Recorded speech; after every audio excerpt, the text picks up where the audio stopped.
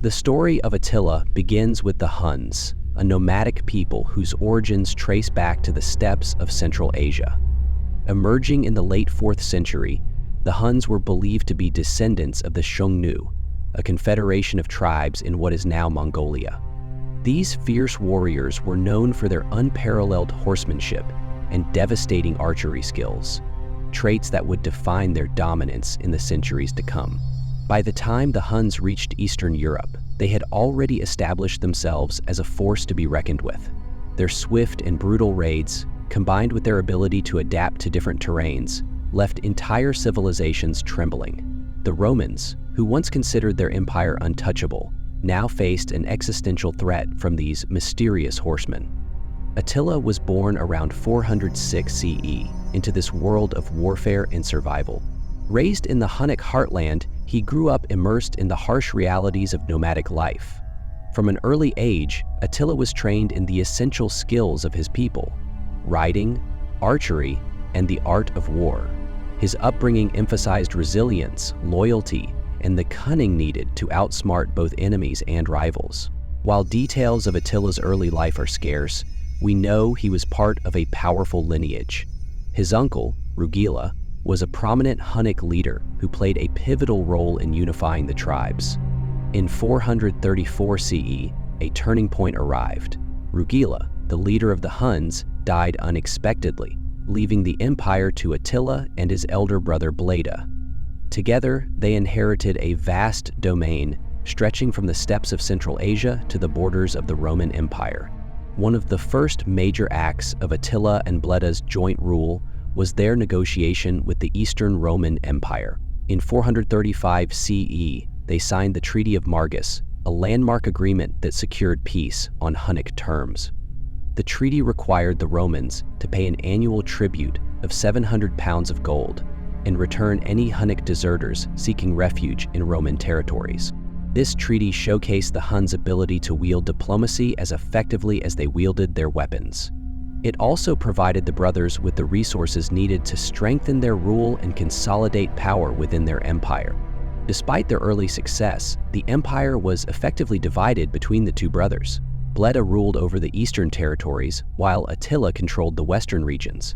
Each brother maintained his own court and command over his warriors, creating a fragile balance of power.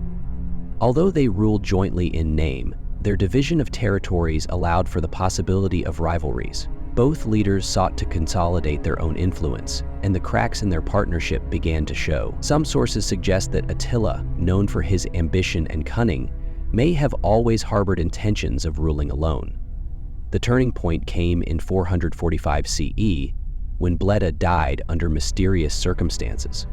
According to some accounts, Bleda may have succumbed to illness or an accident. However, other sources hint at a more sinister possibility: that Attila orchestrated his brother's death to seize full control of the Hunnic Empire. With Bleda gone, Attila emerged as the sole ruler of the Huns. His swift consolidation of power eliminated any potential rivals and reunified the empire under his command. Now unchallenged, Attila directed his full attention toward expanding his dominion and challenging the Roman Empire like never before. The reunification of the Hunnic Empire marked the beginning of Attila's most iconic and devastating campaigns. Free from internal divisions, he turned his sights outward, waging war against the Eastern and Western Roman empires. His name would soon become synonymous with destruction, earning him the infamous title of the Scourge of God. By 441 CE, tensions between the Huns and the Eastern Roman Empire had reached a breaking point. Despite the Treaty of Margus, signed in 435 CE, which required Rome to pay an annual tribute to the Huns, both sides accused the other of violating its terms. Roman officials harbored fugitives from Hunnic lands, while Attila saw the treaty's payments as insufficient for his growing ambitions. In retaliation, Attila launched a devastating campaign into the Balkans. The Huns laid waste to key cities, including Viminacium and Nisus, now modern-day Serbia and Nice. The Roman defenses crumbled under the sheer ferocity of the Hunnic assault, as their horse-mount archers and siege tactics overwhelmed garrisons. Attila's invasions were not just military conquests, they were calculated acts of terror, Survivors of his raids described entire cities burned to the ground and populations slaughtered or enslaved. The psychological impact of his campaigns sent shockwaves across the Eastern Roman Empire. By 443 CE, the Eastern Roman Empire, weakened by constant invasions, sought peace. The Treaty of Margus was renegotiated under even harsher terms. The Romans agreed to double their annual tribute to 1,400 pounds of gold and cede additional territories to the Huns. This treaty marked a temporary halt to Attila's campaigns in the east, but it also exposed the Roman Empire's vulnerability. For Attila, it was not just a victory of arms, but a triumph of diplomacy, reinforcing his power and setting the stage for even greater ambitions. With the Eastern Roman Empire subdued, Attila turned his gaze westward. In 451 CE, he launched one of his most ambitious campaigns, targeting the Western Roman Empire. His pretext for invasion? A supposed marriage proposal to Honoria, the sister of Emperor Valentinian III, who had offered her hand and half the empire as a way to escape an arranged marriage. Whether Honoria's plea was genuine or a clever ruse by Attila, it gave him a pretext to invade Gaul, claiming it as his rightful dowry. Attila's campaign in Gaul culminated in one of the most significant battles of late antiquity, the Battle of the Catalaunian Plains. Facing a coalition of Roman forces led by General Flavius Aetius and the Visigoths under King Theodoric I, Attila commanded a vast Hunnic army with his usual mix of cunning and ferocity. The battle, fought in June 451 CE, was a brutal and chaotic affair. Attila's forces initially gained the upper hand with their relentless cavalry charges, but the discipline and unity of the Roman-Visigothic alliance proved decisive. Despite suffering heavy losses, the coalition forced Attila to retreat, a rare and significant setback for the Hunnic leader. However, the battle's outcome was far from a decisive victory for Rome. Attila's retreat was strategic, preserving his forces for future campaigns and maintaining his reputation as a formidable opponent. The Battle of the Catalaunian Plains marked a turning point in Attila's western campaigns, but it did little to diminish his ambitions. The following year, in 452 CE, he invaded Italy, sacking cities like Aquileia and sending shockwaves through the Western Roman Empire.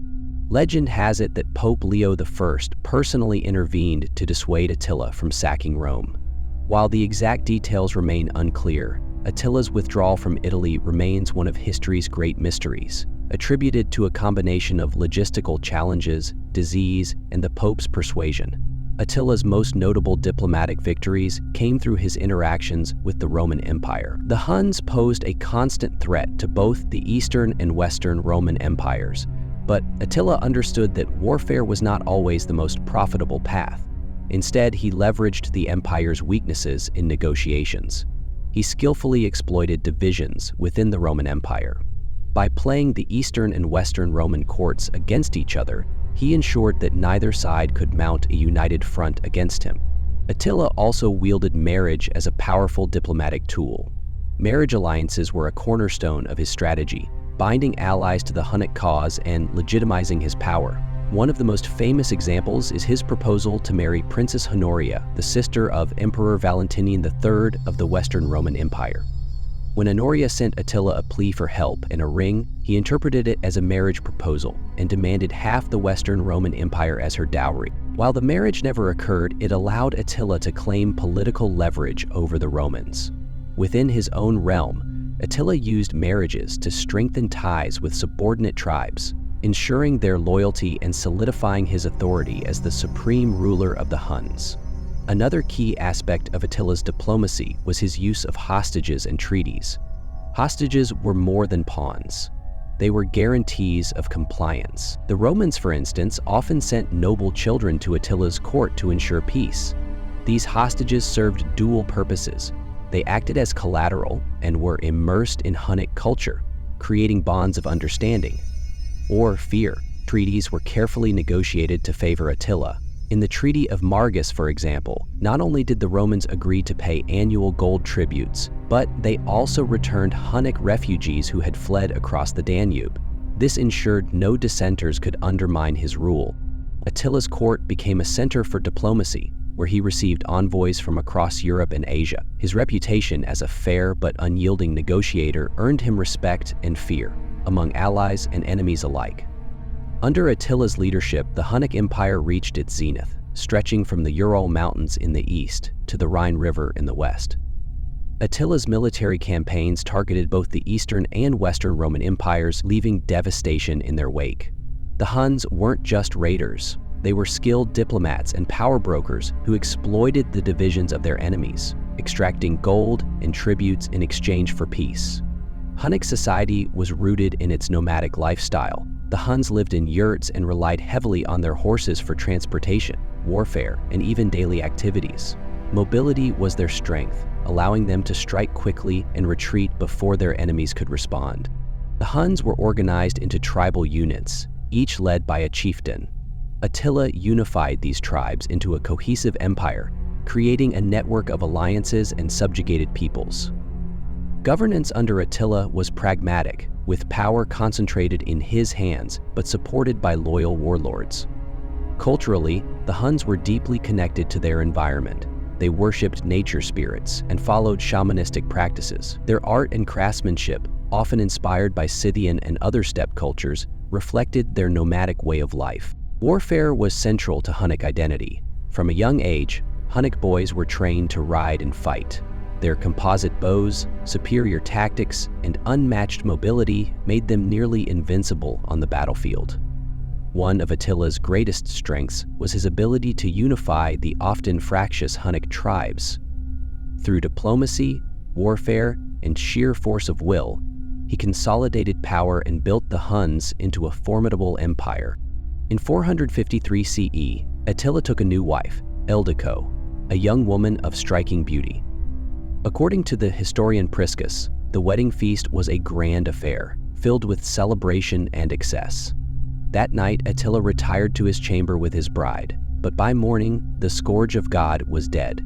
The exact cause of Attila's death remains a mystery, shrouded in theories and speculation. Some accounts suggest that he died from a severe nosebleed, possibly brought on by overindulgence in food and drink. While plausible, some historians find it hard to believe that such a legendary figure met his end in such an undignified manner. Some suggest that Roman agents, seeking to destabilize the Huns, may have orchestrated an assassination plot, with Ildiko as the unwitting or willing accomplice. Attila's death marked the beginning of the end for the Hunnic Empire. His sons, who inherited his domain, immediately fell into disputes over succession. The once unified Hunnic tribes began to fracture. The decisive blow came at the Battle of Nidau, where a coalition of former Hunnic subjects, led by the Gepids, defeated the Huns. This shattered their dominance in Central Europe. Within a few years, the Huns, who once terrorized Europe, faded from the historical stage. Their legacy, however, endures as a symbol of both conquest and collapse. Attila's death was more than just the end of a ruler. It was the collapse of an empire. Theories about his demise remain hotly debated, but one thing is clear: his fall changed the course of European history forever. What do you think happened to Attila? Was it a tragic accident, a poisoned betrayal, or an assassination plot? Let us know in the comments below.